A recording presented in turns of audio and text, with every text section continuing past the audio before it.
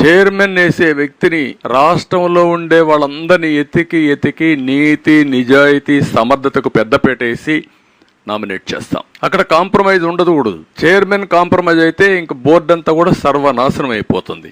అందుకే మీరు చూస్తే ఆ రోజు ఉదయభాస్కర్ ఎవడో నాకు తెలియదు, మాకుండే ఏజెన్సీస్ ద్వారా ఇన్ఫర్మేషన్ తెప్పించాం, వడగట్టిన తర్వాత బెస్ట్ క్యాండిడేటు, క్యారెక్టర్ ఉండేవాడు, నీతి నిజాయితీ ఉందని అతన్ని పెట్టాం.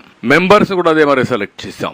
వీళ్ళు వేసిన మెంబర్స్ని మీరు చూస్తే గౌతమ్ సవాంగ్ డీజీపీని చేశారు. అప్పటికే టెయింటెడ్ క్యారెక్టర్, ఒకప్పుడు మంచోడుగా ఉండొచ్చు, అక్కడి నుంచి అన్ని తప్పుడు పనులన్నీ చేపించారు ఇది దగ్గర.